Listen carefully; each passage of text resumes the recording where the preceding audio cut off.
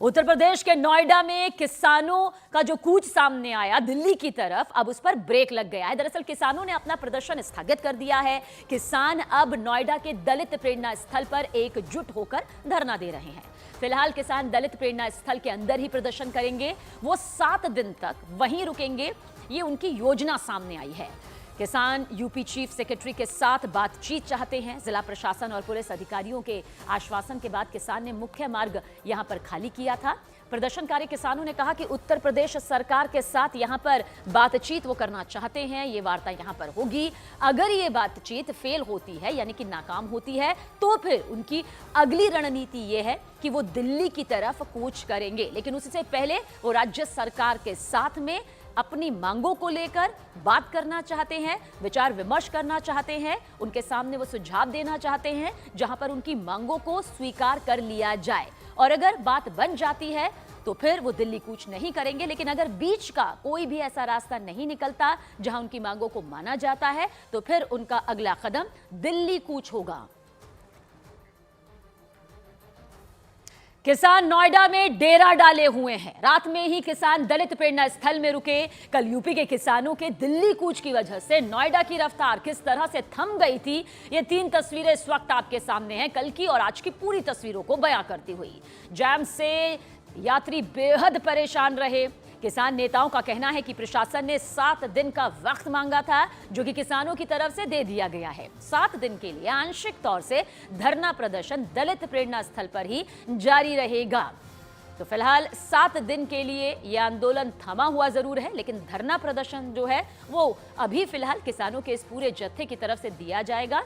सरकार अगर उनकी मांगों को मानती है तो ठीक, वरना इनका साफ तौर पर यही कहना है कि ये दिल्ली की तरफ अपने काफिले को जरूर बढ़ाएंगे। कई सालों से धरना दे रहे हैं, कई सालों से इधर उधर के चक्कर लगा रहे हैं, मगर शासन प्रशासन दोनों ही मिलकर के हमको बरगला रहे हैं, हमारी चीज़ों को सही से स्थापित नहीं कर पा रहे हैं। मुख्य तौर पे मांग हमारी 2 ही हैं। एक तो 10% प्लॉट सभी किसानों को इक्वली मिले, जो नोएडा प्राधिकरण से प्रभावित है, ग्रेटर नोएडा प्राधिकरण से प्रभावित है और यमुना प्राधिकरण से प्रभावित है। दूसरी हमारी मांग ये है, जो 2013 का भूमि अधिग्रहण बिल जो था, वो पूर्ण तरीके से गौतम बुद्ध नगर के साथ साथ संपूर्ण भारत देश में लागू हो।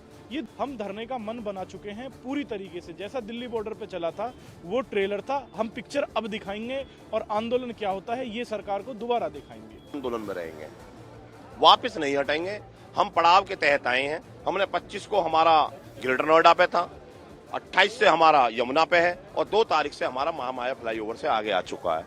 अब जब तक इनका मन करे, जब तक ये अपने काम करते रहे, हम निरंतर आगे बढ़ते रहेंगे। जहां तक हमें जाना होगा वहां तक हम जाएंगे। सरकार तक हमें अपनी बात पहुंचानी है। सरकार की कान में अगर आवाज पहुंच गई हो तो हमारी समस्या का समाधान कर दे, नहीं तो हम फिर आगे बढ़ेंगे।